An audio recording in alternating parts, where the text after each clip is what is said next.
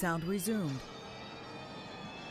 Hello everybody and welcome to the EERC Formula E Championship. We are back on R Factor 2 and it has been a long time indeed since we've done any Formula E racing at, on R Factor 2 in the EERC. It's been in fact 2 endurance seasons since we last raced on this particular game in these cars, and we are back now and ready to go for a brand new championship, and it's going to be a really interesting championship indeed. But first, we've got qualifying coming up in about a minute's time, and that's going to be particularly interesting because we're doing the group qualifying. I'm not too sure how it's been picked. I think possibly by a random grid order, but I do know that the first group is Jack Giordamer, Krzysztof Rusinski, Brisnet Hamas, Norbert Becker, Pascal Eggert, and Bence Sagerx. So they're the unlucky few that have had to go into Group 1. And we are expecting a 5-round championship. And we've got a storming attendance here. 21 people in the lobby, which is very impressive indeed. And it's, of course, at the Berlin Tempelhof circuit, one of the more famous old circuits in Formula E. Probably the most famous Formula E circuit, actually. Of course, used as an airport in the day. Formula E put some barriers down and use it in the night, in the Formula race, I suppose. And now we're just kind of waiting. You see, we've got attack mode actually set up for this event. That's something that we haven't seen in racing games as a whole ever. It's brand new to R Factor 2 as of a couple of months ago. And we are hoping that that will give some strategy to the race. 2014 to 2015 was when this circuit was first used. 23rd of May 2015. It was won by Lucas de Grassi, with the win being awarded to Jerome D'Ambrosio after the race due to a technical infringement. And the current circuit, the one that we're racing on today, is 2.355 kilometers or 1.463 miles, 10 turns, and a race lap record of 108.3 by Mitch Evans, and that was in 2020.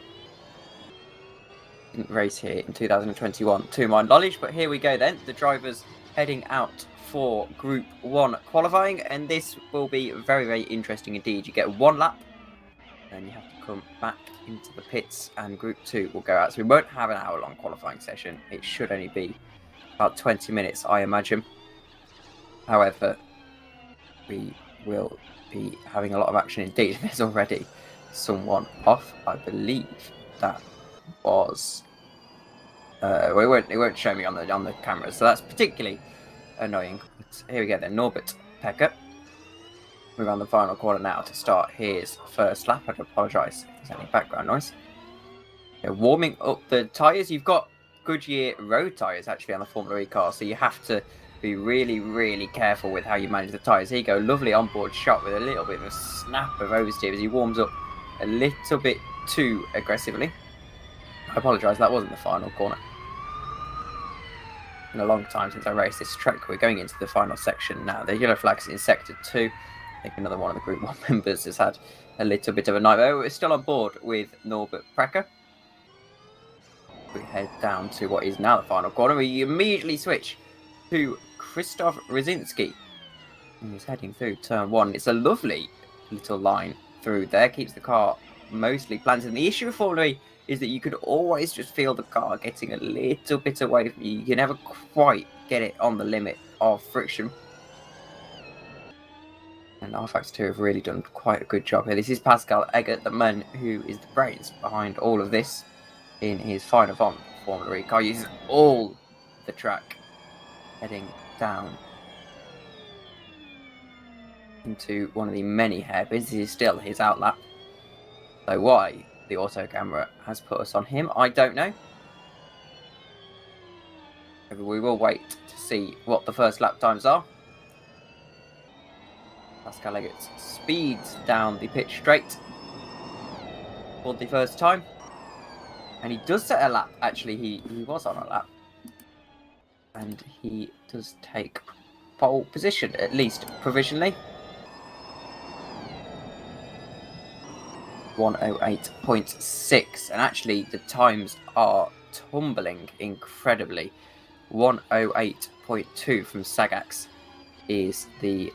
Well, is going to be pole position so far. And I believe with Prekka's 110 down to 108.3, I believe that is Group 1 complete. I'll have to double check the regulations, but I think that it's over now. They are unable to set any more laps. Allow me to refer to trusty regulations Google document.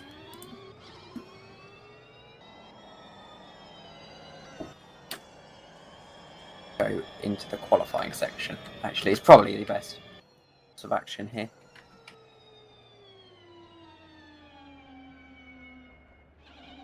There we go.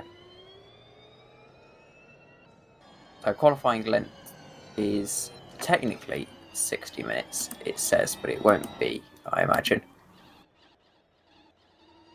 Here we go. So the field get grouped into 2 to 4 groups, depending on the amount of participants on race day. The groups are determined by the championship standings. We know that much. That's pretty standard stuff. They get a track time of 5 minutes. So we have still got a little bit of time left. They can set one more lap.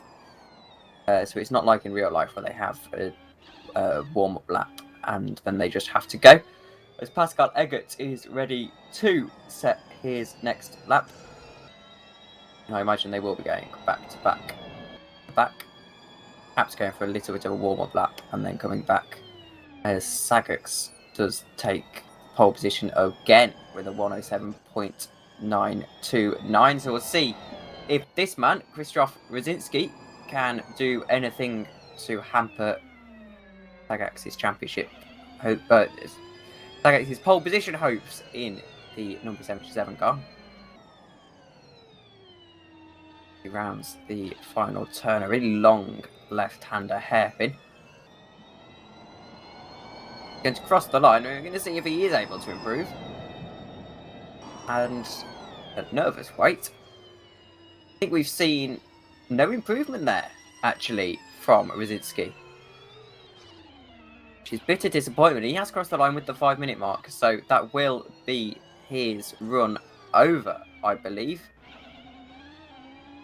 I think he'll be allowed to go again. Prekka is into the pit, so he will be throwing his towel into the ring. Eggert, I think, still on a lap. Then I don't see Sagax getting another lap in. Here he is, Bence Sagax. He rounds the final corner, the glowing hot brake discs. Not the final corner, sorry, I always get that mixed up. What's the track? A lot of the corners here look a lot like each other. They're not quite. Pascal Eggert crosses the line. He does take P2, and crucially, he's not on pole position by 0.04 of a second, which is bitter disappointment for Pascal Eggert, and I'm not sure that will be enough to get him into Super Pole, which is the top 5 shootout that we'll be running at the end of the session.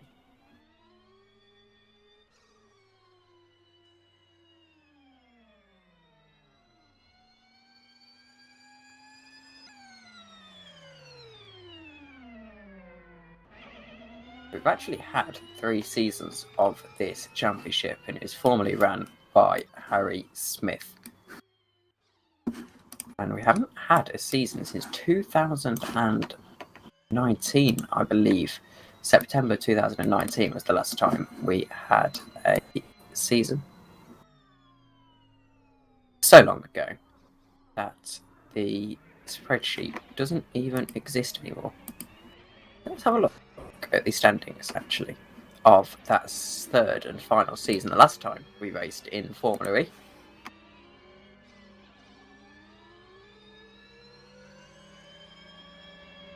Have a quick look. It was Harry Smith who won the championship with 125 points from Kenny Gomez and James Zuber. And James Zuber actually champion in his own right, 292 points in the first season. So Very interesting indeed to see the championship's former self, of course, in a brand new light with the more modern Formula E cars, at least.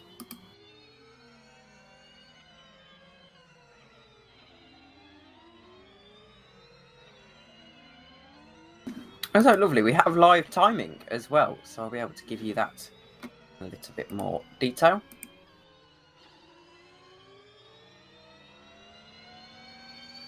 Of course, we're just waiting now for the second group to go out. Berlin, Santiago, Mexico City, Zurich, and Marrakesh is the calendar, rounding out on the 19th of January 2022.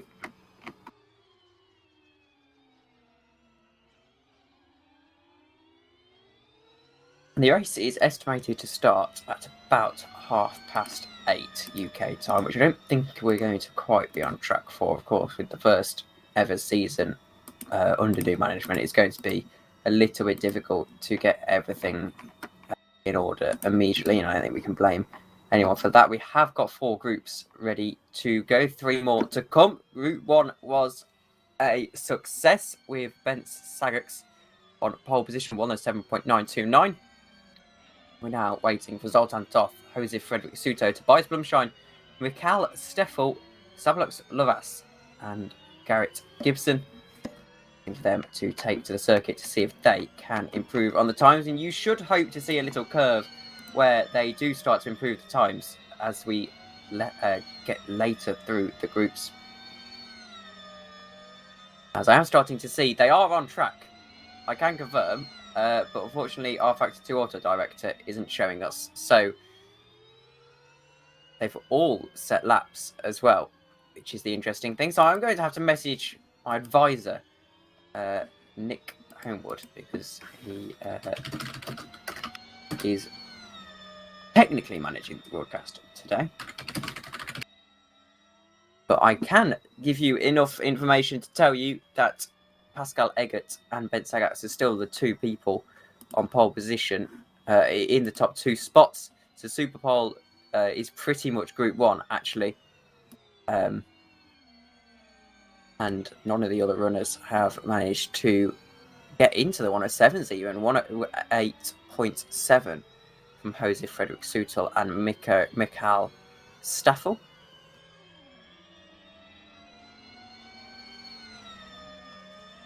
So trying to figure out what has happened to your pictures, and we'll get them back to you. As Zoltan Toth does take pole position away, 107.6. This is the track evolution we were starting to expect a little bit. Jose Frederick Suto does improve enough to get himself into Super Pole, but not quite enough. Here we go. We have got your pictures back now, and I think someone behind the scenes has worked to give you these. This is Mikhail Steffel. He is in 6th. He's outside of Super Pole, so he needs to find something quite mighty to get himself into the Super Pole positions. Of course, we're not really expecting any of these drivers to be in Super Pole at this stage. You'd ideally like to see the Group 3 and 4 drivers get into Super Pole themselves, as they have, of course, got the ideal track conditions to do so. And that's a massive, massive hindrance to his charge, Mikhail Steffel. And that's an even bigger hindrance. He's lost a wheel. And I think that might be his qualifying over, I would like to say.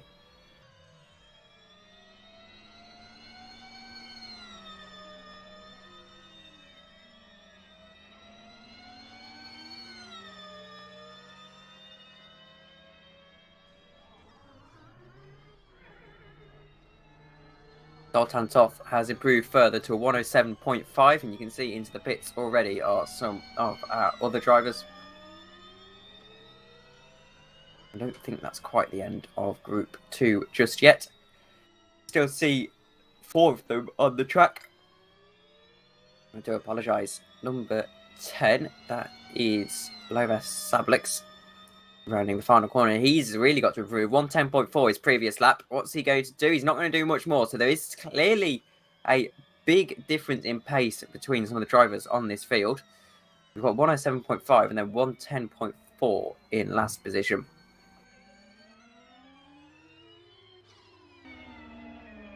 Some people clearly not quite up to par at this stage. This is Zoltan Toth, and I do wonder if he's going to come into the pits. He is going to come into the pits. And they still have 2 or so minutes before they have to, well, before the checkered flag flies for Group 2 qualifying.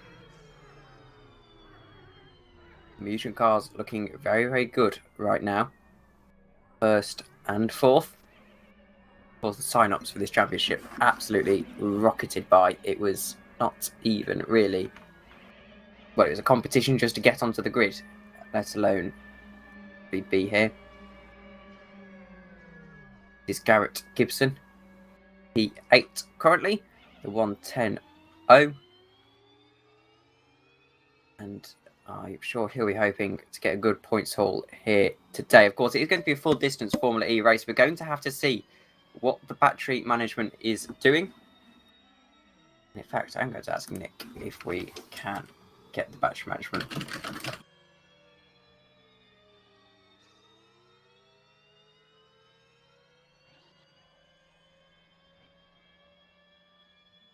I feel like it wouldn't really be a Formula E race without having to see the battery management graphic.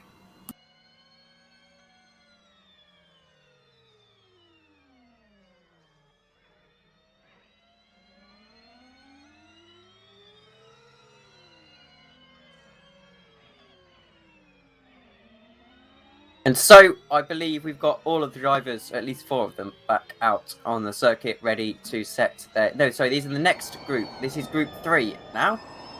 And you're looking at Stefan Nilsson, who has been a very experienced sim racer indeed throughout the years. Not Stefan Nilsson, sorry. Stefan is just behind him. Now, that's not confusing at all. 2 Stefans in the same team. You've got Stefan and Stefan. I'm sure what I said doesn't go out the window for this particular Stefan, though. Racing for Lastant Racing, which is a spectacular name. Here is Stefan Nilsson.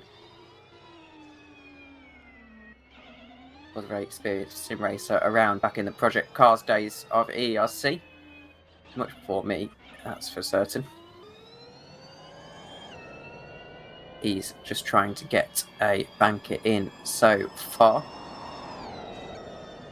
We'll see what his Sector 1 line is. 2.2 seconds off the pace, Stefan Nilsson in the 1st sector. But of course, they won't be at full battery charge just yet. Full battery power just yet, I apologise. Still trying to get used to some of these terms again after a few years out of Formula E commentary, actually.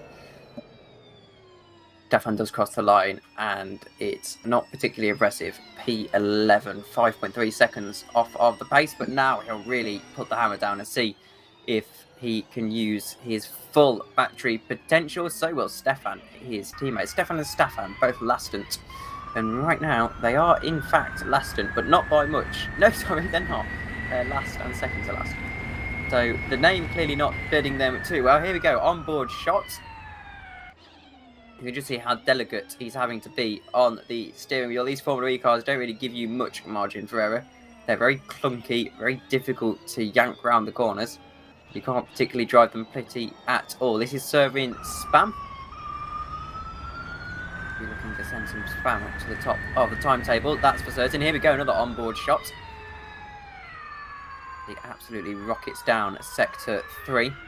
He's currently P13. He heads through the final corner now, and I apologise, I was looking at the wrong monitor. Now he heads through the final corner.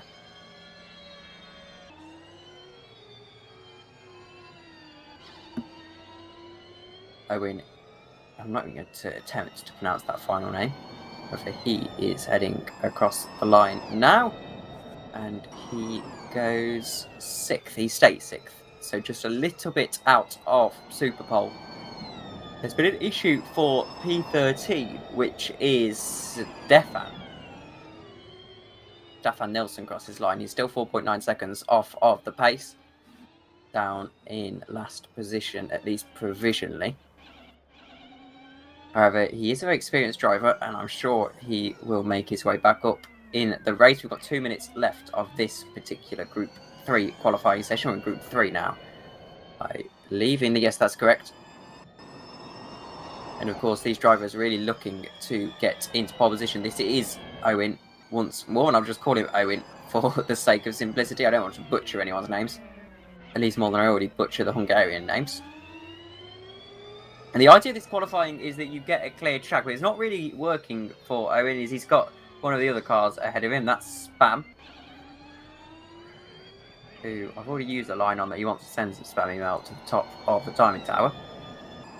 And he's not quite able to do it as of yet. Waiting for my timing screen to catch up, but he was 6 seconds off on that previous lap. And he throws the towel into the ring. I think a lot of the drivers will be looking to do the same. 14th across the line, 5.1 seconds down, not able to make anything. Staffy is still 5.3 seconds off the pace in Sector 2, so clearly not a good lap for him. Group 4 is green, according to Nick Homewood.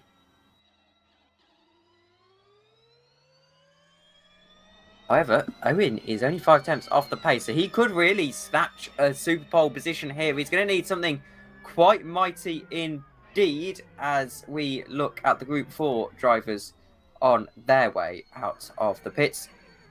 Of course, Owen's allowed to set his final lap. He's 0.7 seconds off of the pace. 1:12.8 was the last lap. He's going to need something mighty in this final sector if he wants to do anything about this. Heads round the final corner now. And I think it's going to need to be very, very impressive indeed to make real dents at the timing tower here. And it's going to be 4th for Owen Kivalhusik. I think I've said that correctly. Into the points racing's driver 108.1. So he's 6 tenths off the pace. However, that's bumped him ahead of Josef Frederick Suto. So I think he'll feel like he's got a good chance at getting into the Super Bowl shootout, which will be shortly after Group 4 qualifying in about 5 minutes' time. Hello, Chris Gistoff kicks off in the chat, someone who is well acquainted with single-seater racing.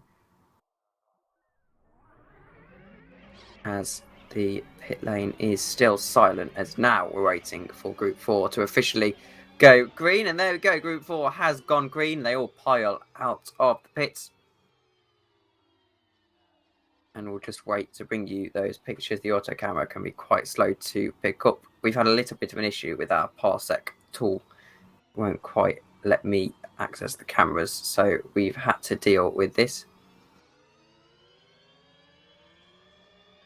And I do try my best, Chris, as it's quite difficult when you've got this incredible view. But we are waiting to see what can happen in this session. Is there going to be any fireworks? Nick Homewood is the leader of this little pack. Luca Gray, Michael Koch. It can't be pronounced like that, surely. Coke. We'll go with Coke. Joep, Peter Shoneman, and Nick Homewood. As it is actually... no, he's into the pit side. Nick Homewood is going to be the first person to try and set a lap in this Group 4 session. Of course, after Group 4, we will be going to Super Pole. And a reminder, the people in Super Pole right now are Toft, Saget, Eggert, and Kivalhusik, and Josef Frederick Suto. So Mugen have 2 shots in the revolver, really, for that. And now we do wait for everyone to come around and set a lap.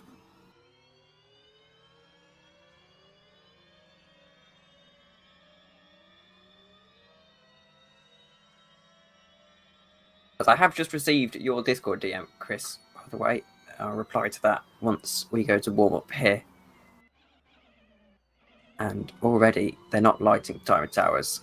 Light. Nick Homewood looks very good, actually, with a 127.6. That's not too shabby at all from the British driver. It's not enough for Super Pole, I wouldn't think. However, he could get himself into the top 10 quite comfortably. And it's nice to have a full grid here. We've almost got a full Formula E grid, actually.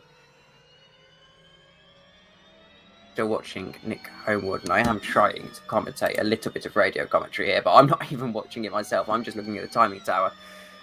But Nick is going to cross the line, and we'll see what Nick Homewood can do. It's just come up on your screen. It's going to be top 10. It's going to be 10th bang on for Nick Homewood.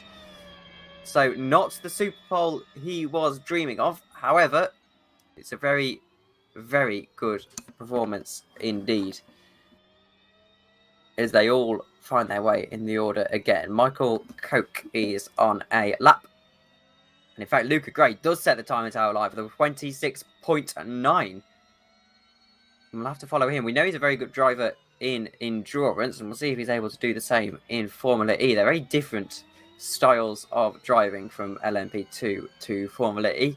However, I'm not sure Luca Gray cares. He is on track for Super Pole. He's only 7/10 off of pole position in Sector 2, which would put him into Super Pole. I am almost sure this could be very impressive. If you're Jose Frederick Soto, this is a little bit nervous viewing, you would have to say. So there we go. Koch has set his time, and he's gone 8th. And we'll see what Luca Gray can do. It's going to be bang on 5th for Luca Gray, 7/10 of a second off of pole position.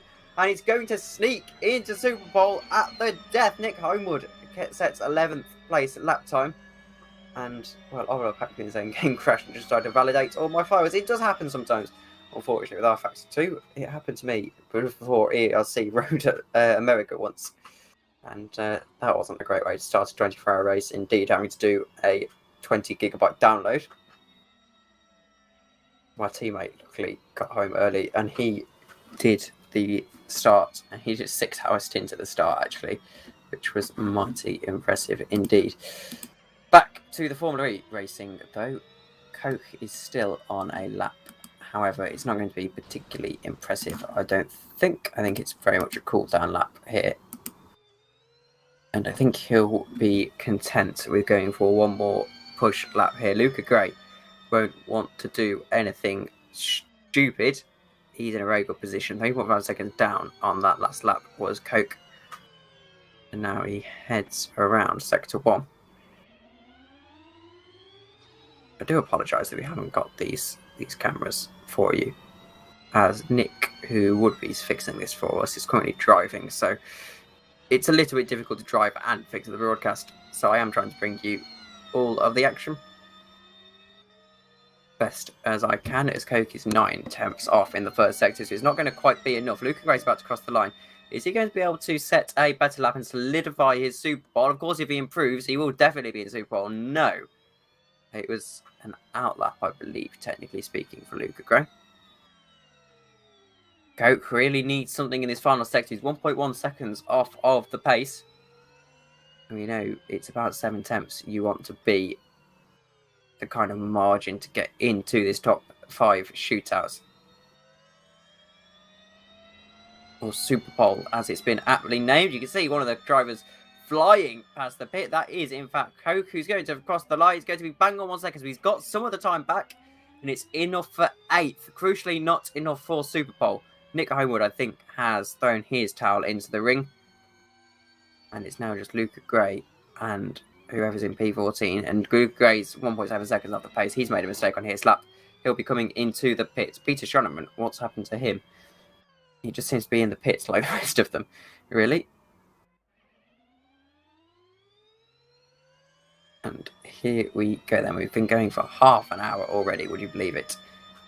And Luca Gray is going to cross the line, and it's not going to be anything impressive at all. 3.1 seconds off the pace. He backed off on that lap quite surely. So Pascal Leggett has said something in chat. I can't quite see that. However, I think Owen isn't in Super Bowl. Why is that? Well, that's certainly interesting. Why is Owen not in Super Bowl?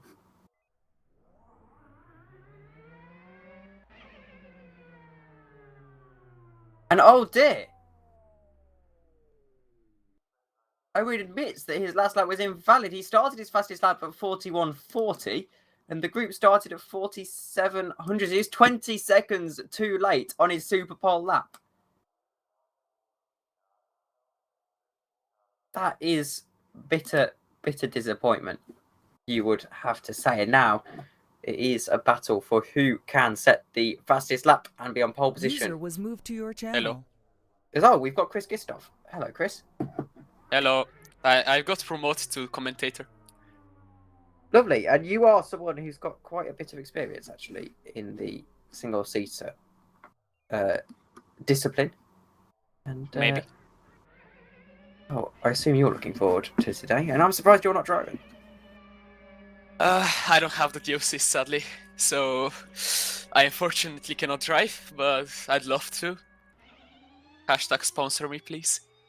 I appreciate you can't actually see the game, so I'm going to sort you out the roles in EERC. Actually, I'll give you commentator momentarily. Don't tell Chris, so you can come and hop in the channel and view the screen share. Bueno. That's in an endurance championship as well. We don't have one in the Formula E Championship. We don't quite have that budget yet. And here he is. You can see the screen share now. Yep. And so, looking at the timing tower, here we go. Jose Frederick Suto on a lap. Well, about to start his first flying lap. I believe he's just coming around that weird section in Sector 2. And it's a very short track here, especially considering we've got the really slow Formula E cars, relatively speaking, able to do this lap in 106, 107, of course, the pole position time currently. I'm sure that will be beaten. 106.6 was set by Zoltan Toth in the practice session. I'm trying to see that. I can't. It says he did 2,734 laps, which I somehow don't believe. I'm pretty sure that he's physically not capable of doing 2,000 laps. I have heard crazier things of people doing that kind of time, as Jose Frederick Suto is now rounding the first corner, and they look so slow, these Formula E cars, in qualifying trim, but it's really a delicate form. And you can see Frederick Suto really trying to get the car around. And of course, they do have to go out back to back, and we'll see what his first sector time is once he crosses it.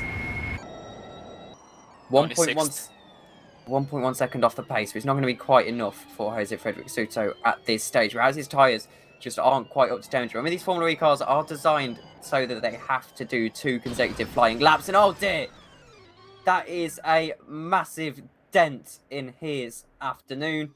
Jose Frederick Suto into the wall, and that will be his qualifying over. So it's actually this. It's going to be as if it's going to now be. I'm trying to see who that is that's exiting the pits. It's going to be Pascal Eggers, who sees if he make any improvement. And we'll just sit tight for these cameras to be fixed. Oh no. And there they are. We've got someone, that's Jose Frederick Suto, trying to crawl it back round the pits. I'm not sure this is exactly in the regulations. However, Pascal Eggers waits for the symbol to leave the pits.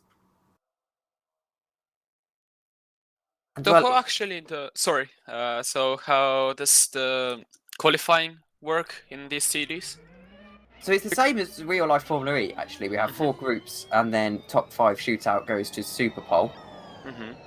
And it's a one-shot qualifying lap in Super Pole to see who can set the fastest time. Of course, if no one sets the faster time, then I believe it will still be Zoltan Toth's 107.5 that takes the cake. So it could be a little bit redundant if he comes out of the pits and he's still on pole position when he does it last, but it will be in reverse order, I believe. Owen I'm trying to pronounce that name still. I did have it nailed a minute ago, so I can't pronounce it now. Kivalhusik. There we go, Kivalhusik. I'll try to say that a couple of times in the mirror. He is not in this session as he set his lap way too late. In fact, only 20 seconds too late. So his final lap was not counted towards the final classification.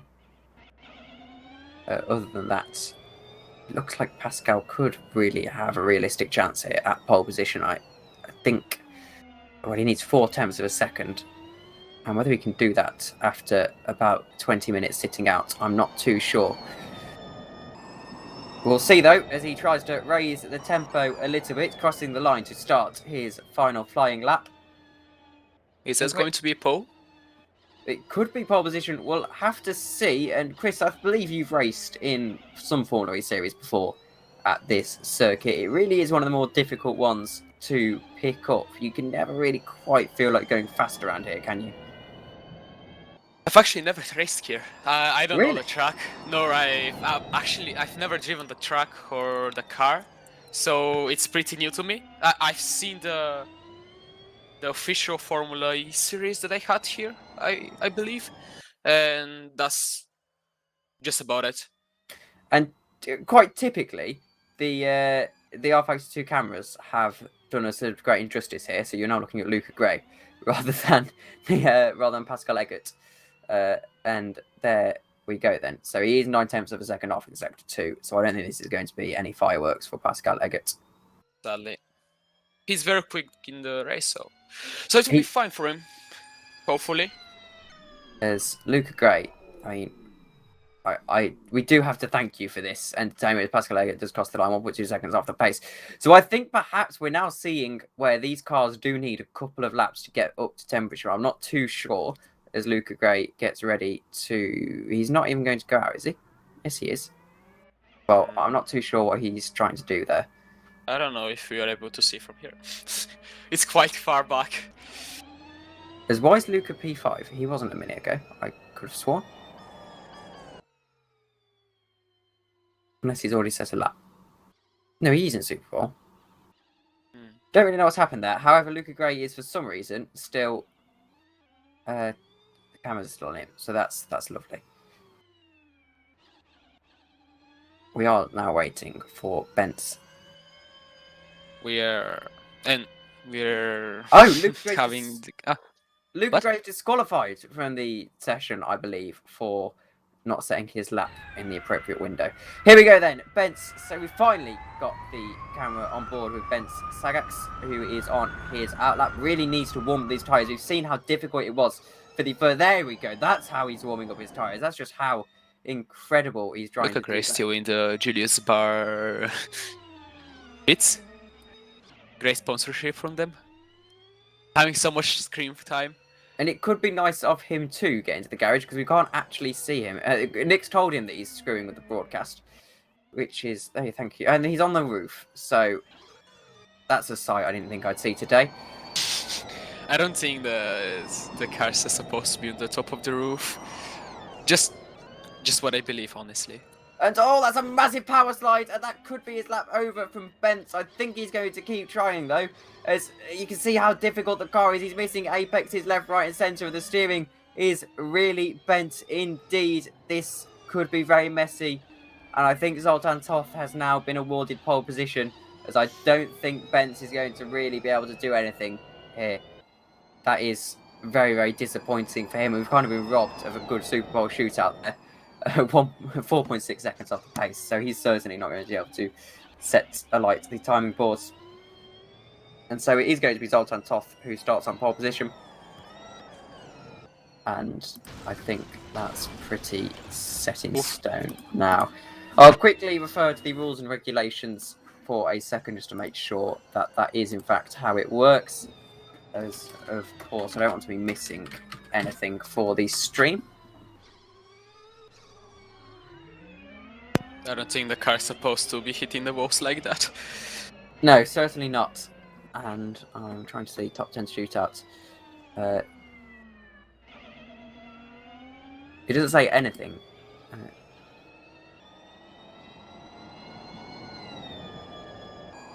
Oh, okay, so never mind. The previously set laps are virtually deleted, so it is going to be who can set the fastest one. So Vence isn't going to start in second place, and now we have got to see if Zoltan Toth can beat 9/10 of a second off from Pascal Eggert, and I completely disregarded his lap as a damp squib. That was a spectacular fail. That's saying that. So don't worry, it was brilliant. So Zoltan Toth has got to try something here, and we're going to see if he's able to get pole position. He's only 0.2 seconds off himself. So right now, it is looking pretty standard and like a bit of a formality for Zoltan Toth, who is rounding the second hairpin now. Absolutely on fire in this car. You can just feel through the screen how much he's pushing that car and how much he's in tune with it. You can see The slip angle is absolutely optimal as he slides round one of the other hairpins down into the final corner now. And I think this is going to be very impressive indeed from Zoltan Toth. He was purple in the second section. In fact, this could be an improvement on his previous lap, and this really would be a statement of intent for Zoltan Toth, as he certainly takes pole position, and he takes the fastest lap of the entire session with a 1:07.2. And Mugen Sim Racing really want to continue their ERC dominance in all formats of racing. Almost. Well, interesting lap. Very interesting. You're like, he's going to get it. He's going to improve. He's going to be so fast. And he proceeds to kill the wall. Great. Just greatness. Still, what he achieved is brilliant.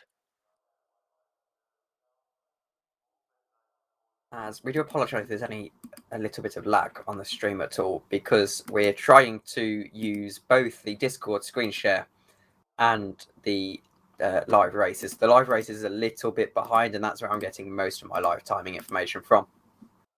So we do apologise for that. Don't we have the live timing thingy? Yes, I'll send it you. I should have done that much earlier than this. Very sorry, Chris. There you go. It's fine. And we now wait. I think we've got a small warm-up session. I am led to believe. There you go, 10 minutes long of warm-up, and then a 45-minute race. And so, I think we'd be forgiven at this stream for taking a short break. Would we? There we go. The session. So it is going to be a 10-minute warm-up. So I think we'll go take a short break, get a cup of coffee and some water, because I don't want to get to 25 minutes to go, and I'm gasping for a little bit of water. So we'll take a quick 5-minute break, and we'll be back for the 45-minute. And it won't be plus one lap actually, because of the way our Vox2 calculates things. So the 45-minute race has really ruined my flow there. So we'll see you in a minute.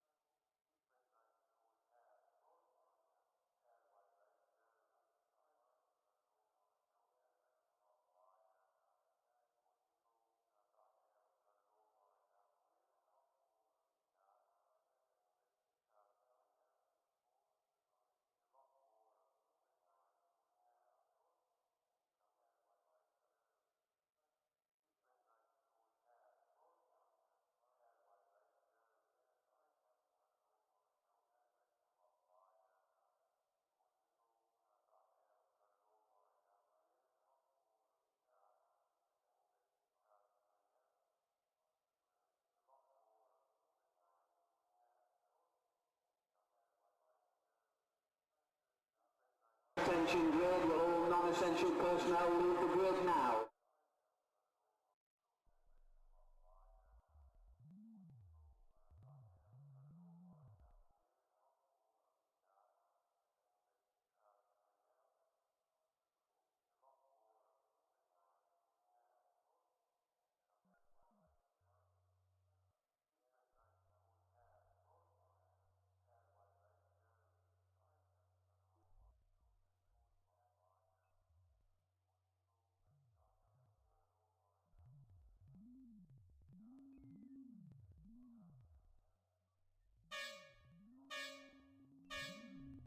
Hello, everybody, and welcome back. We are ready for the race now, and I do apologise there. I was a little bit unsighted, but we are lights out, and away we go nonetheless. It's the first Formula E race of the season. Zoltan Tov gets a brilliant start and is into the lead, I think.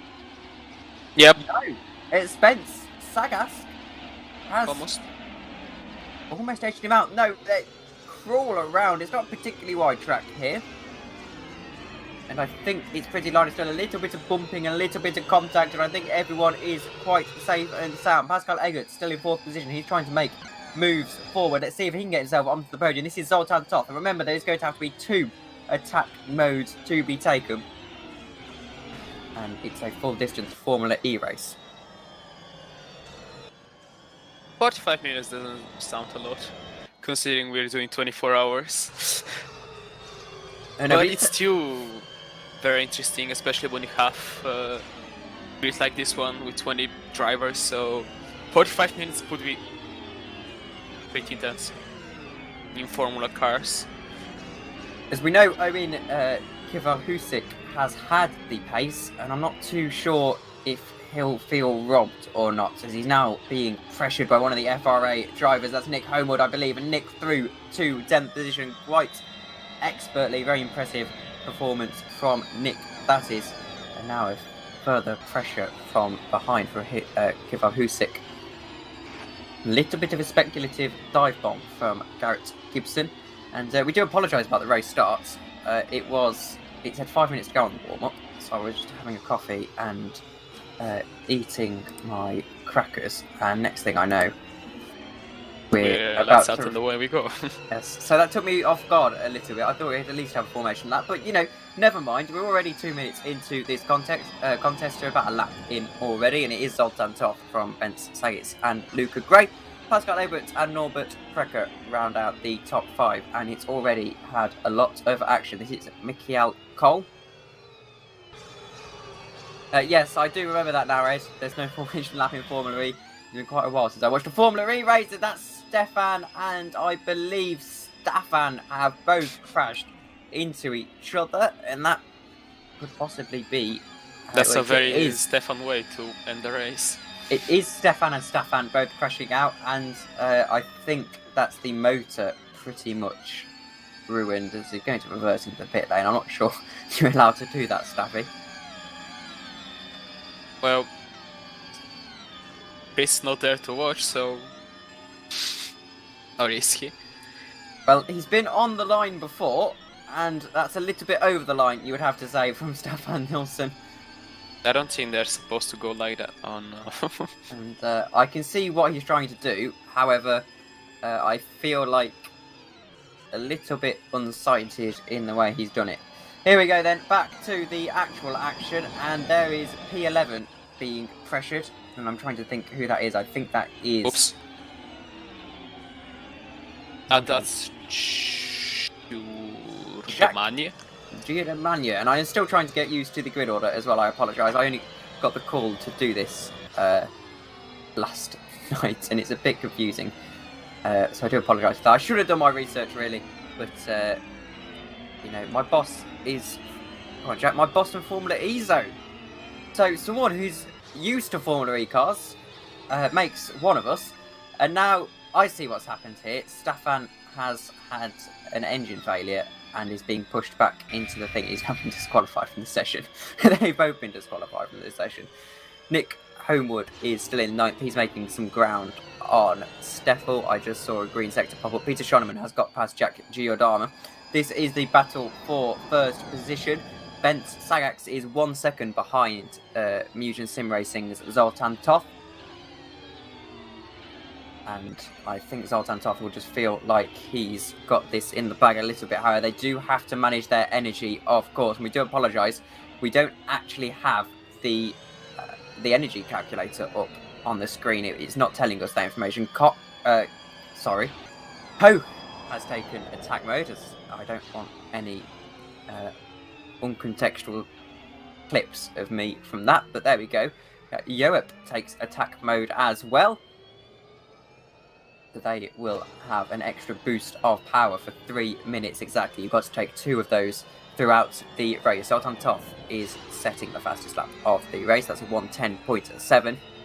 And, well, they seem pretty line of stern for the time being, Chris.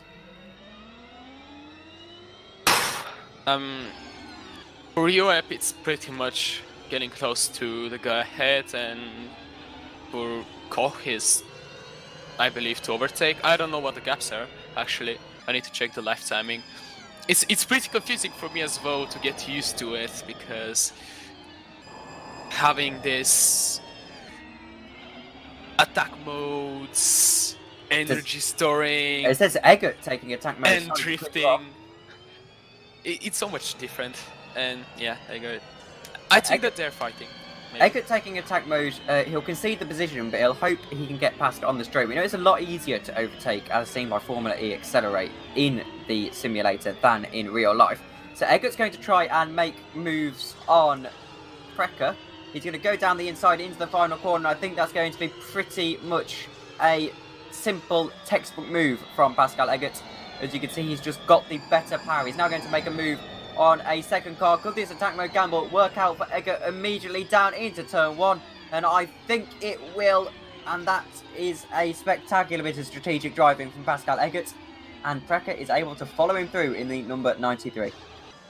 Don't forget that they have to actually get this as well. So right now he's having the advantage, but in a couple of minutes it might be the other way around, having Precker overtake Eggert. So it's, in my opinion, from what I'm seeing right now, it's really important to use the energy to its fullest and getting past the drivers as soon as possible, so you can get advantage and be ahead of them as soon as possible, and as Precker getting goes a gap.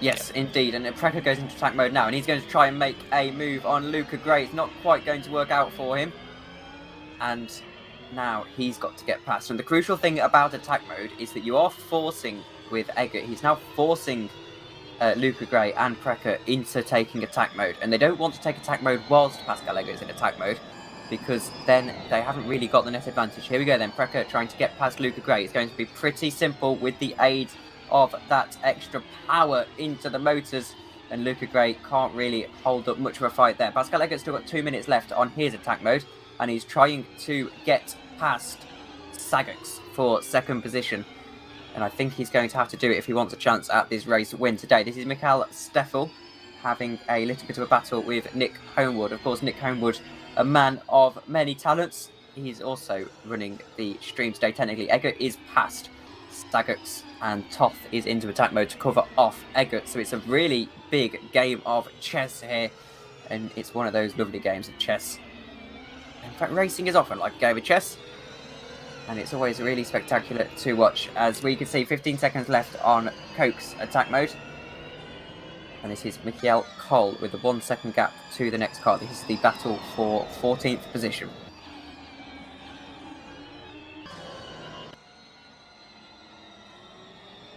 Actually, Todd got his attack mode as well, from what I'm seeing. So he's definitely feeling, not necessarily feeling the pressure, but he knows probably that Eggert is on power as well. Oh no, and Zoltan he actually Toth overtook them. Zoltan Toth has crashed, at least on my live timing screen. Now Pascal Eggert is through into the lead. And My man. I just saw that on the timing screen. I'm sorry we didn't get you pictures of that, but something has happened to Zoltan Toth, and it saw him stopped for a second. P16 has also stopped as well, and I can see people using the push to pass on the live timing screen. which To be is honest, the attack mode armored button. he's still on track. I don't think that he has necessarily crashed. Apart from this guy, obviously. I think he's very much crashed, unfortunately. But Eggert has his overtake mode done for the moment, so it's Todd, Brecker and Gray charging towards Eggert. So I'm very interested to see if Todd will be able to get back to the lead. And not only he doesn't, he goes to P3, which is very interesting because he's a very quick driver. As Todd is So certainly he has carrying a from- little bit of damage. I saw on the Live Racers track map, suddenly Toff stopped in turn 5 for a second. And I'm not too sure what happened there. If you want to join commentary, feel free, Edward. You're more than welcome. As he'll lend a better voice than ours, Chris, into the commentary box. This is Bence Sagux in 5th position. And Precker is now into the lead. And the auto director is not particularly doing us many great favours here. As I wonder why Precker's into the pit. He's not into the pit, sorry. This is all a little bit confusing. As we are going to have to tell Edward that he needs to join the team speak if he wants to come in. Wait, I'll tell him. Yes, I think he can hear now.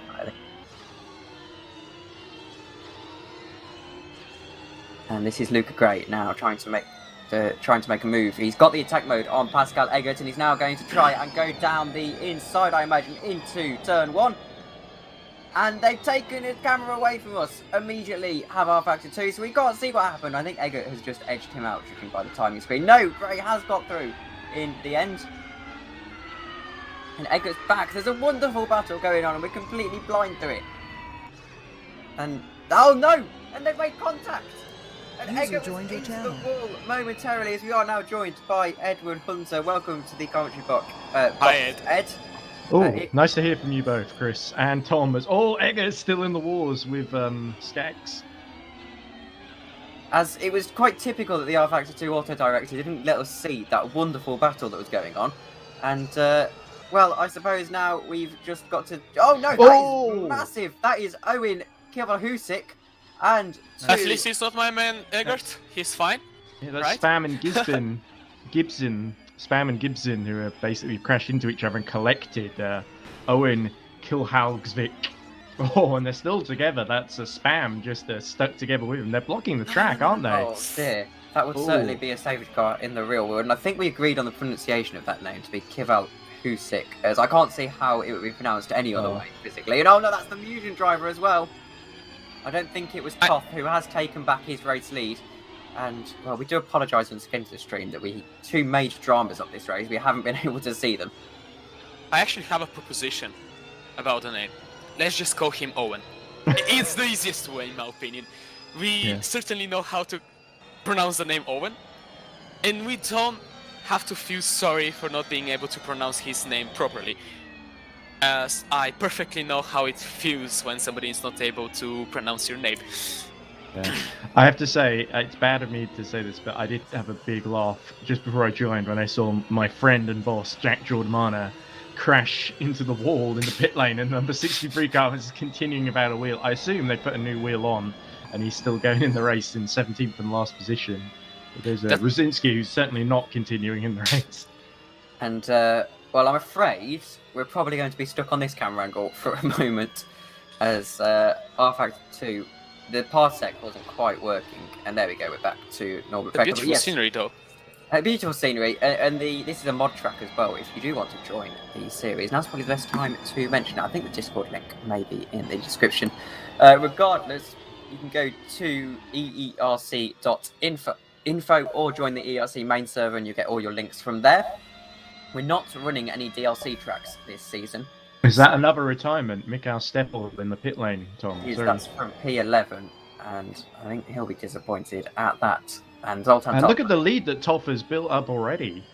Despite getting held up by, I think there was some lag that dropped him down to second or third at one point, and he's been able to get well clear of Gray and Eggert, although all battling each other for second position. And they will, of course, be battling each other long into this race. We're only 15 minutes in currently, and they've still both got to take one more attack mode in this race. This is Garrett Gibson, who is into the pits, I believe. I know he's moving slowly. The camera angles, again, not doing us many great justices today, but he'll be able to come in to fix up his car. And, of course, they won't be taking any new tyres in this race, I don't believe, as the Michelin road tyres are able to run pretty well. And here's the interesting thing, actually, and it's a bit of a side note, and I shouldn't really do tangents, as Sagitt's takes attack mode, as Eggert is all the way down back in 4th position. Now that's a little bit of contact between Gray and Sagitt's, and someone else into the wall. And that's Skysbolic, a lap down. He's just ran it into the outside of turn 4 there. So he's gone really deep, and there's 2 people side by side behind him. That looks a bit close, doesn't it? Oh, it's the battle for second.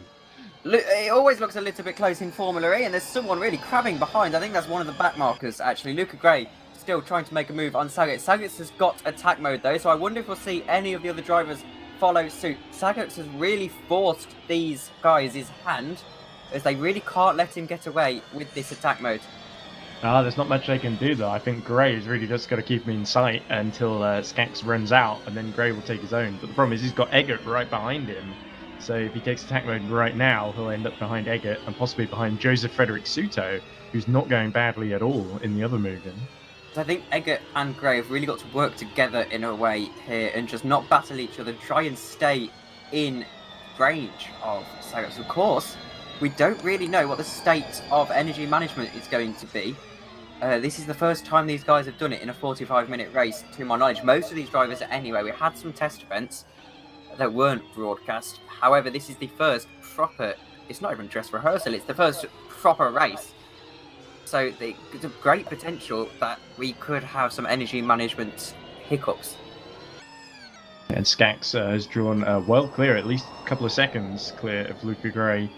And is starting to close a little bit on Toff now, but of course he's only got 2 minutes left as we see Eggert get past Gray down the inside. That's an impressive move from Eggert, who's now going to give chase to Sayers, and I wonder when he's going to come in and take his attack mode. Of course, he will drop back a couple of positions, and this is the thing, he needn't be forced into it. I think it might just not work out for him. He's going to have to take it last, you would think. He doesn't want to risk anything at all, but then that's where you create the mind games and the game of cards, really, as Sax has still got 2 minutes on it. Look at him drifting through the final corner there. They're really, even with the energy management in play, they're really pushing, which is great to see. And here's an interesting tangent, actually. Despite the fact we're using Michelin tyres, as Luca Gray locks up a little bit, that's going to allow one of the... He's been doing that the whole race. He's really struggled with that really long constant apex first corner. But yes, even though we're using Michelin tyres in this, I am led to believe that RFX 2 gets all of its tyre data from Goodyear. So we're actually technically on Goodyear tyres as Zoltan Toff takes attack mode. And I think he's done that perfectly. Now he has almost... Toff has lapped some of the traffic there, so Skax, Eggert and Gray have all got to deal with that. But Toff, he's got a really clear road in front of him as Precker overtakes Kosh for 6th position. And now he's almost certainly got the race win in hand. Now has Zoltan Toff, providing he can manage his battery correctly, which is no mean feat. And he also has to make his way through some of this traffic, which is clearly becoming a real problem for these front runners now. Oh, look at this! That looks like Suto in trouble. It is Suto in trouble, and I don't think it's for position, really, as he's just... Is that Precker in the white car getting past him? It is Precker in the right car. I do apologise. It's quite difficult to see who's who on this Discord stream. However, it is... Oh, big bump into turn 1. That was Precker into the back of Suto and Gray. Oh dear, that's a massive bump. Oh, it looked like... into the wall. And Kosh is able to get past all of them. Brilliant. It's like staying to the inside. Watch them all bump into each other on the outside. Kosh brilliantly gets up to 4th in the number 13. As we've got something from Valterava74. Thank you for entering into the live chat. I believe these tyres were developed in cooperation with Michelin and that the partnership with Goodyear is recent. So that's interesting as well. I was reading today the Q&A post that Studio 397 put up, and it led me to believe that everything was Goodyear, but clearly not. And oh dear, Luca Gray. He's Yeah. lagging a bit. By the way, I'm sorry to. Go on, Chris. Yeah, I have to go. It was a pleasure to be here with you tonight, and witness the first 20 minutes of the race and some parts of the warm-up as well. I'm very interested in the championship now. And Big I'll be pile up looking. at the Actually, last they corner. crashed. Joe spun. And looks it. like one of the Fring of Bond cars in the back. Sorry, Chris. There was just a big pile up. Yeah, Joe I saw that blocking as the well. track. It's gotten my attention. The championship that I actually tried myself next time. So. Ooh. Yeah, it's interesting having so much drama in the span of 20 minutes out of 45 minutes, so I'm definitely interested in seeing how the championship will fare in the future. So thank you so much for having me, and I'll catch you later. No problem, you Chris. very We much. love having you on, and we'll see you next time. And it's a Thank good you. thing I came, isn't it? So we've got Yes. someone to talk to you to talk to. Tom, I would not have been looking forward to another 25 minutes of solo commentary.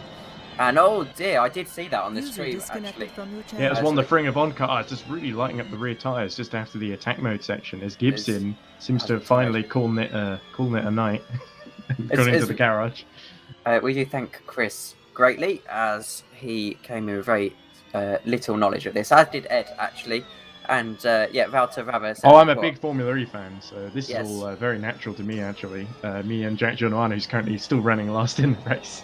All that knowledge doesn't make you fast, unfortunately. On its own, as Precker gets past Kosh for third position. That's a big move there, as we look at Schoenman negotiating the penultimate hairpin.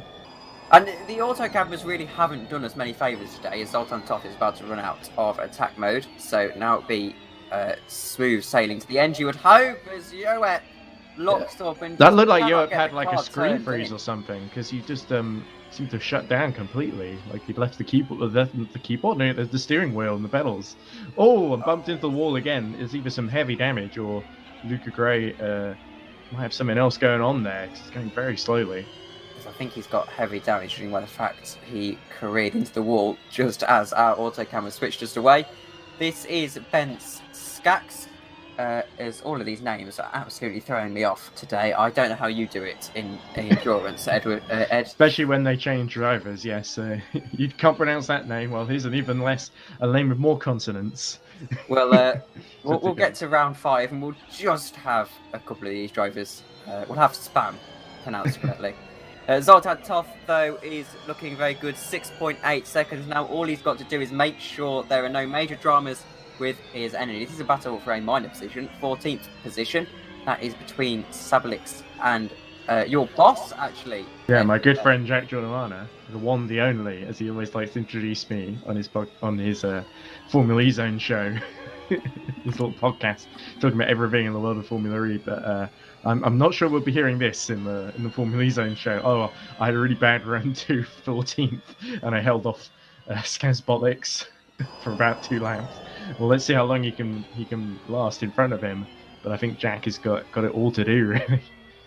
This is Suto down in 6th, who's had a bit of a quiet one since he was closing up in that battle for 2nd earlier, and now he's since Precker overtook him, he's kind of really struggled a little bit. Eggert's just up the road a couple of seconds as we have a yellow in the final sector briefly, which clears.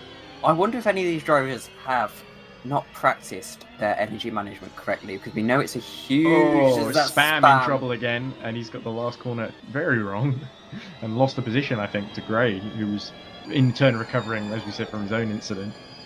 As to use third shameless pun of the evening, he's really spamming the yellow flag button in this particular race. As that's my third spam pun on this stream, and we've only been streaming for an hour and a half, so we'll get a couple more in before the end. And I think now the energy management is really something you have to get used to. It's not the easiest thing whatsoever. You have to lift off so early into the corners. I mean, you know, Ed, you've done Formula E before, or you at least have. I have actually. I been around commented it. on the very first Formula E esports event back when they were changing cars during like the 2nd or 3rd season in like 2016. They did the Road to Vegas qualifier events.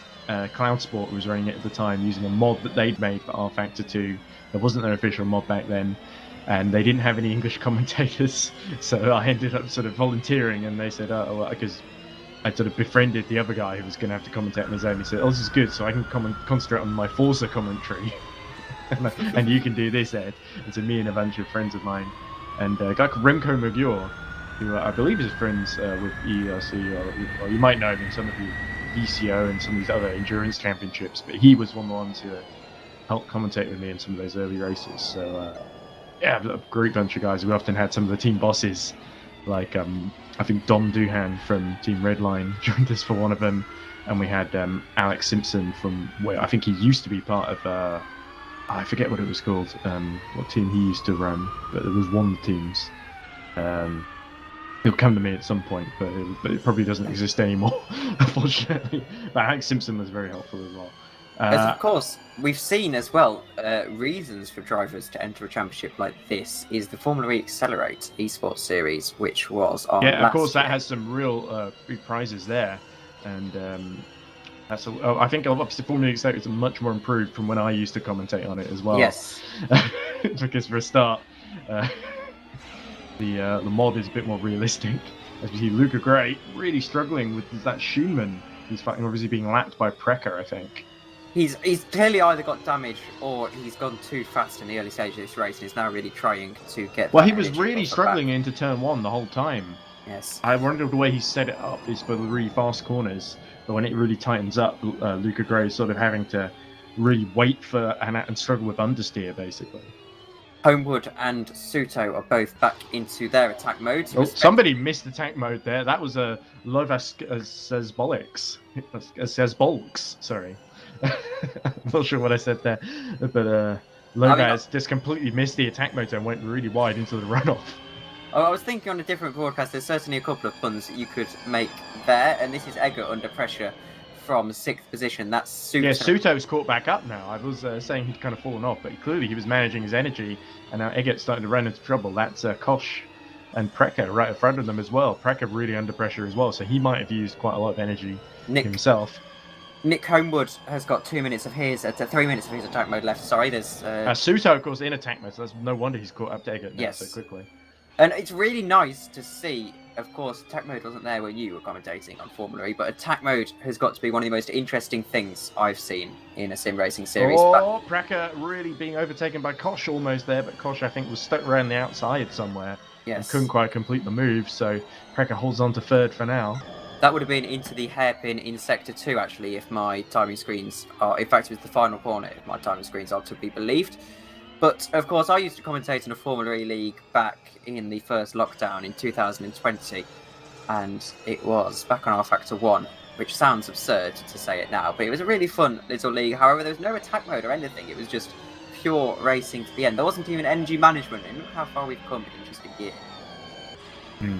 I do have to say, I am glad that the virtual Formula E Championships haven't bothered with fan boost, because I remember when I commentated before the big finale in Vegas, they did do a fan boost thing, which I thought was a bit silly, as Kosh goes for attack mode now, and so hands over 3rd to Precker. In the process, emerges behind Eggert.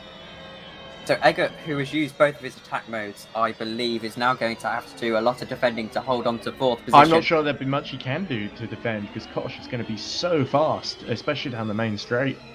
We'll see. He might get a bit of slipstream from the car in front of him, though. And unfortunately for a lot of these drivers, we've managed to choose the 3... Oh! Kosh getting really early on the power there. That's not going to help him too much. So Eggert might just be able to hold on then, as we go back to Toff, who's nearly a lap ahead now, I think. He is 8 or seconds half a lap. ahead. Yeah. 8 seconds ahead. He's 8 seconds ahead of Skax, but the battle for 3rd, we're a long way ahead. He's really, really put the hammer down, has Dalton Toff, particularly in this second part of the race. We've still got 15 minutes to go of the race. Nonetheless, Pascal Eggert is really going to need to get past Precker if he is going to have any chance of defending from Kosh, who will be coming in rather quickly in the next couple of laps. But my train of thought, I was going to say, is that again, he was gone for the move, Kosh, and the camera's moved us away, and he's got Eggert. There we go, yeah. Well, the auto director not doing us any favours whatsoever. I'm trying to see if I can log into Parsec and see if I think Nick has put his Nick has put his computer there. Oh, he had a shadow. I'm assuming that's him. Yeah, he's racing, so he'd have to accept you, which is a bit of a nightmare, as we can see something going on.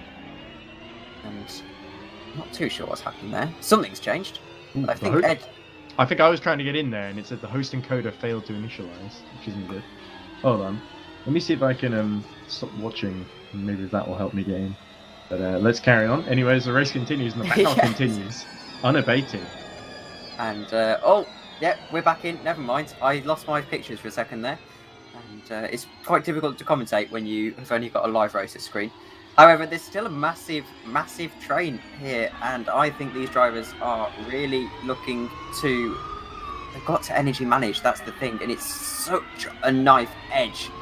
It's really a game of balancing, trying to manage your engine in these cars. Yeah, so Kosh has got past Eggert and now having a go at Precker. Here we go, down the inside. And He's got it. luckily for these drivers, I have driven a few of these cars in single player. They were probably my guilty pleasure at the time. And I noticed that if you just kind of put the engine into a lower mode, you can do a lot of energy saving from there. And unfortunately, we've chosen the 5 Formula E tracks that you can actually overtake on. So I think the drivers are going to be a little bit challenged by that. And this is a lovely shot, Pascal Eggert. You can really see the speed. I think 205 kilometers per hour through a speed trap, one of the drivers was, I saw on live races. And now Pascal Eggert going to try and get 4th position. Of course, the championship is going to be He's really... going to have to go around the outside of Norbert Precker, though. Still got Precker plenty defends extremely well, actually, and Eggert goes no way through. He's got plenty of time to make this move, has Pascal Eggert, so he doesn't have to be too quick about it. And it's that Nick Homewood who's coasted up to the rear of this battle, with behind Suto. I don't think so. I think that's... A lapped car. Yeah, there's Homewood. I was going to say Nick Homewood is racing for FRA, to my knowledge. He is. It's the 2 FRA boys, Pascal Eggert and Nick Homewood. And in fact, And here this is comes Pascal Eggert. Eggert making the move. Oh, there's a big massive in the crash background. behind. Suto gets caught up in that. But Eggert gets through into 4th position, crucially, and nothing Precker could do there. Nothing Brecker could do at all. And unfortunately, we've been a little bit unlucky there. And I think Suto and one of the lapped cars, it wasn't even a car he was fighting for position with.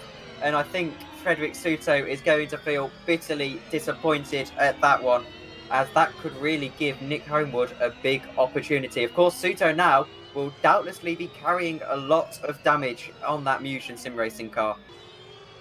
Yeah, here he is. We can have a look at the steering, if you want. Down the straight. Has Ed's got the cameras now? So that's lovely.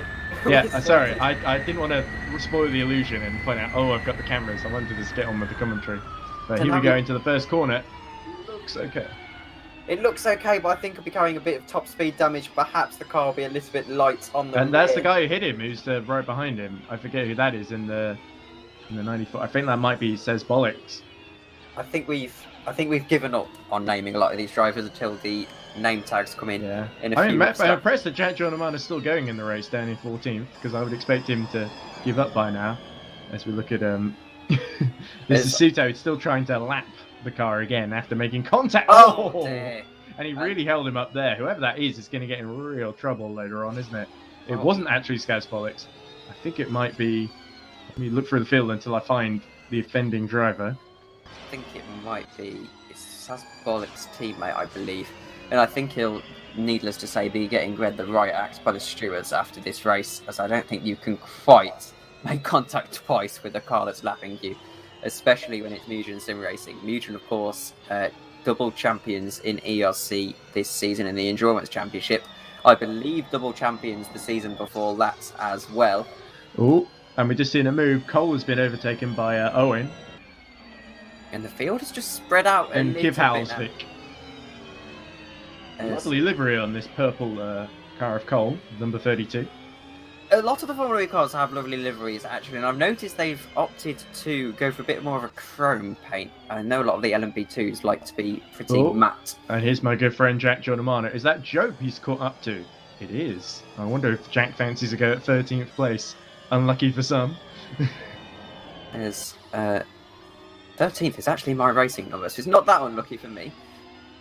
I believe there is a car number 13 in the field that I did see earlier. Let's look at the 44. Not driven by Lewis Hamilton, but driven by, I believe, who's that, Tom? That's Bulks we'll go with. Let's see if Bolks can, because I think he was right behind someone fighting for position. So to answer JP's question, it is possible, and Ed has come to the rescue. My Parsec wasn't working, and Parsec's the remote tool that we use to change the cameras, as we've got a big fancy streaming PC with all the bells and whistles you can imagine. Ed's managed to get in now, so we are now using the cameras. So it's just a temporary thing to make do with what we had. But Ed has come to the rescue, as per usual. Well, this is going to be quite difficult for the next couple of rounds, because I'm going to be working at a post office on the weekdays in the evenings. That was my induction day today, that's why I got back in time just for the start of the race. We'll be getting him a laptop at the post office, don't you? I think I might just have to come in for the last 2 rounds in January, but we'll see how things go at the post office. I might end up not enjoying it and quitting. I'll write a letter personally to Royal Mail and say I appreciate you've got to get people's post to them. However, priorities. Alright, well, we got Eggert and Kosh in the battle. Eggert's been doing really well. Obviously, he's part of the organisational team for this championship, but one of the Fring of On's mainstay drivers. Well, organisational team. He's actually the mastermind of this championship. Okay. He's the mastermind of a lot of ERC events, actually. The ERC Historics, there's a little group that's been going on recently. He's been masterminding that as well. He's done a lot for the community recently, has Pascal Eggert. And, well, here is the man that has got 8 seconds to Sachs. And Zoltan Toff shows no sign of letting up just yet. Here's the onboard. You can just see how easy he is taking it. There's no and need... can you see the energy readings on the steering wheel, by the way, Tom? I can't. I can't quite make that out. No, unfortunately. I think there's just... Because I forget where they are on the Formula E steering wheel. I'm not sure if there's like a spec wheel that they all have. Or there is a spec wheel that they all have. However, I can't really remember how it all works. It's been a while since I've done any Formula E business. I know. Oh, look at this! Lots of traffic for Eggert and Kosh. And is that? That's not Precker who's caught up. That's a lapped car that's been trying to make its way through the field the last couple of laps. There's no more attack mode. Oh, look at that! That's Jack Jordan struggling to get out of the way there of Pascal Eggert, and they made a little bit of contact there. Jack just getting out of the way like a scolded cat. I love that I said that, by the way. I'm sure you're going to have a very fun time on your podcast talking about this race soon. I think there's one he'll be very eager to forget, but Jack still was closing on Joe up to that point, and now has got back down to 14th. Just fighting with him in the background, actually. Let's have a look. That's Joe right in front of him. So this is a battle for position then. What is Jack Giordamano going to do?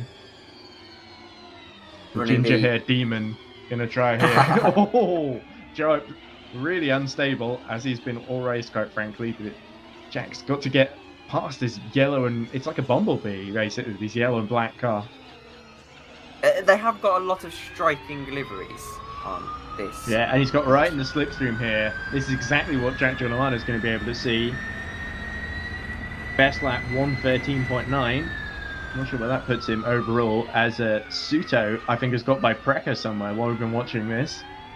He has as well, and he's got a little bit of attack mode as well. So that's. And in fact, Suto. I believe that's just what will happen immediately behind this battle on the track.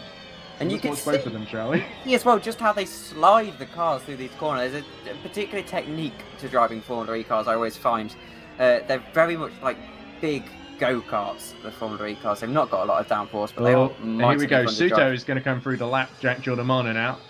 And that means he'll have to wait to get past Joke then. There we go. He tucks the inside and there's a wheel missing. And Suto goes right into it. I think that's Homewood. No, it's Eggert who's lost a wheel. Oh, no. He was fighting for perhaps the race win, and now he's lost a wheel. And that is just a cruel turn of fate for Pascal Eggert, who is going to retire from the race. He certainly had a brilliant chance of a podium. He was catching Kosh. He won't even get 70% credit at this stage, I don't think, with at least 7 or 8 laps left to go. And that is bitter, bitter disappointment for the man who's masterminded this entire championship. And I think Pascal Eggert will feel very sore after this one. Yeah, that's a big disappointment there. It's a shame we missed what happened, because we were trying to look at the battle, and I thought Eggert had kind of got Kosh covered, but apparently not. There he is, forlorn in the pit lane. But the good news for that is his teammates, Nick Homewood and Peter Schumann, go up to 6th and 7th. And I have to say, I've done that once in an Adelaide race. I was about to be 3rd. I think it was going to be a really Oh, is that Impressive. Luca Gray lagging all over the place? It Oh, is. oh. He's been struggling a little bit, and I was going to finish third. It looked set in stone, and on the final lap, I collided with a wall and broke my engine. So that was not particularly my greatest moment. And Pascal Leggett's definitely feeling much of the same there. We've still got 15 people left in this race, and Luca Gray has retired from the race.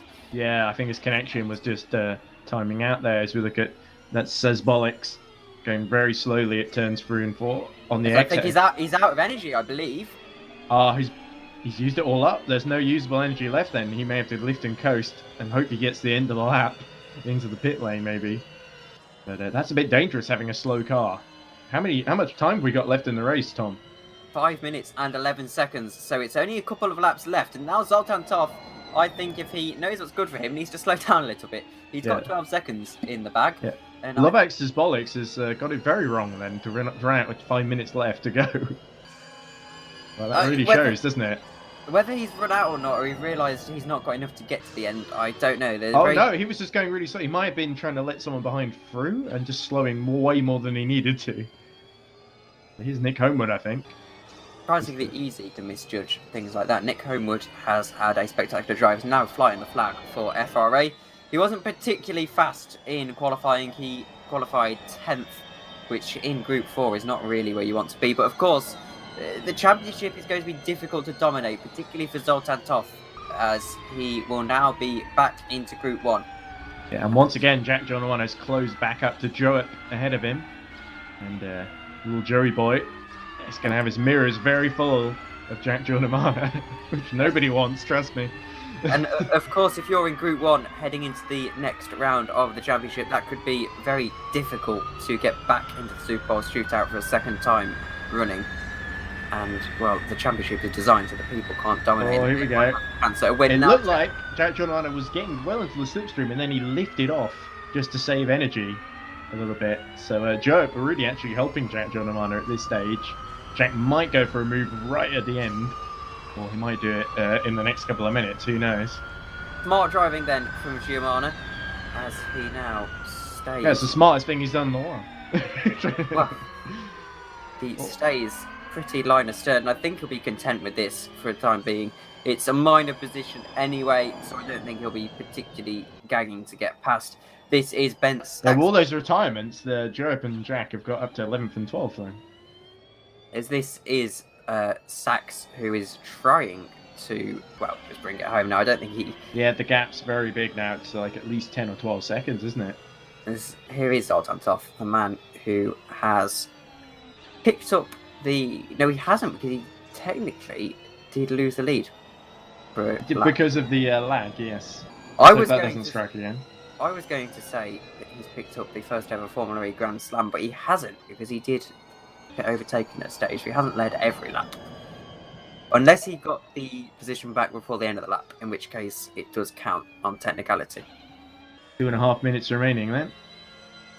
So probably 3 laps, you would say. And here is Jack Giordamana, who's going very slowly. I think he might be saving energy. Energy crisis then. Little bit like the rest of the UK there. And Ben Sachs is now still... Well, that's not the case for EV drivers usually. It's the petrol pumps. Yes. So you wouldn't need that for these cars, of course. That's in the Endurance Championship. Yeah, exactly. We've seen a couple of times people running almost out of fuel at the end of a stint and having to be pushed by their teammates. That happened at Spa a few times. And I can say the amount that Reading Game crash and have to top up the tank, I can tell you that there's no wonder we've got an energy crisis on our hands. Yeah, so that's I think Nick Homer has just lapped somebody in the background on his way in 6th, but I think Precker is quite a distance ahead, so I'm not sure Nick Homer is going to be able to really gain much ground in the last minute. As we go to Zoltan, who's got some horrible traffic ahead of him in both lanes. And this is where you just get a little bit tetchy as Zoltan Toff. He's a very experienced driver, though. Of course, he was part of that Musion Championship winning team, to my knowledge. Yeah, we're into the final minute then, so I guess we should keep an eye on Zoltan, who will be crossing the line for his final lap this time round. So it will top off... Well, it's 45 minutes plus 1 lap, isn't it? Or is it just 45 no, minutes? it's the way R-Factor 2 calculates it, it will just be the final lap. As I know it's confusing, however, Formula E, of course, they don't have the limits of the code base in real life on the regulations, whereas we do, unfortunately, here. Yeah, Joke gets out of the way for top, and so it's going to be one more lap, and then victory will be his in the opening round of the season at Berlin. It's been an assured drive for Zoltan Toth. No one's got an energy crisis really going on, at least in the top 5. And I have to say, I'm very impressed indeed at Mutant Sim Racing. They've got some of the best drivers in the game, and there's no wonder some Mutant drivers are in championships like GT Pro or GT Challenge. I'm not too up to date with the R Factor 2 competition system lingo. However, I know they've got some very, very talented drivers indeed, and they really have. Oh, is that Joe up going very slowly just to let the leaders through, I think, or people lapping him? Indeed. I was just thinking he'd run out of energy, but no such drama there. As Toff continues. And as he rounds the final couple of corners now, Zoltan Toth, he's only got a couple of corners to go. And, well, it has been a very short drive indeed. And Mugen are continuing their grasp on leagues like EERC. They've had many successes in other leagues as well. And now in Formula E, I believe this would be their first Formula E race, unless there's some obscure league we don't know about. But he's conquered the entire field today as he rounds the final corners of Zoltan Toth. And just to put the cherry on the cake, he's going to lap Nick Homewood. And I think Nick ought to let him through, really. So that Nick doesn't have to do another lap. Oh. Zoltan Toth does take the victory here in Formula E, and is that Giovanni? Oh. That's Giordamana, yes. Just stopping before the lines, he doesn't have to do an extra lap. Very clever by Jack there. That's very clever. Triumph for Toth in Tempelhof, or should I say, Temple Toth. That was very clever indeed. That almost was as good as my countless spam puns. Let's go to Nick Homewood actually, because he's still got to do another lap. And has he shot himself in the foot here? Well, he's saved a lot of energy, and that's why he's so far behind Norbert Brecker. Nick could be in a little bit of bother here. He'll, I imagine, get 6th anyway. However, he's got a couple of... Skax and Kosh across the line. Skazbolix, Lova Skobelix, DNF right near the end there. So I think Gray will be the final finisher, but behind, a lap down on Skazbolix, 14th. And now Nick Homewood, whose FRA teammate had that bitter disappointment in the strikingly coloured FRA car, which is pointing with the black stripes where he's supposed to go. And, well, they didn't quite work out Pascal Eggert today, who I'm sure will be back. And I would say Pascal Eggert... just finishing in 5th position, and here's Homewood. And Homewood does finish the race, and that's a very, very good drive indeed from Nick Homewood from 10th position. It's not the easiest to overtake in Formula E, though in the esports it's a little bit different. So that was the ERC Formula E. Yeah. I think we can get the results up if you want. We can get the results up. Of course, we've got all of the fancy graphics now because Ed has saved us, and he'll have to teach me how to sort out Parsec in due course. So there you go. That's a job for you, Ed. And here we go then. Here are the race results, at least provisionally, barring any penalties. I can't think of any penalties that would come their way, though. Zoltan Toth in number 14 from Mugen Sim Racing takes the victory. Ben Sachs, Michael Koch, and Jose Frederick Suto, Norbert Precker, Nick Homewood, Peter Schunneman, Servin Spam, Owen Kival-Husik, and Mikhail Cole. So that is your top 10. Those are also all of the finishers, I believe. No, we've got another page, actually. We've got a couple of more people. And Yoep, Jack, Gianmana, and then all the rest are DNFs. And of course, the 2 last-unt cars are last-unt, I suppose. And look, they're lining up on the podium in the pit lane, just in the background there. Oh, that's very clever indeed. And, well, that is it then. And it's shown why we have brought this championship back in ERC Formula E. And now you need to tune in next week for Santiago, because it is going to be a roller coaster. Is Zoltan Toth going to be able to weather the storm of being back in Group 1? And is he going to be able to take a second victory and set himself up nicely for a championship challenge? I have been Tom Dillon, and alongside me has been Edward Hunter, and earlier on was Chris Gidstov. So other than that, we'd like to thank you all very much for watching, and we'll see you all later. Good night.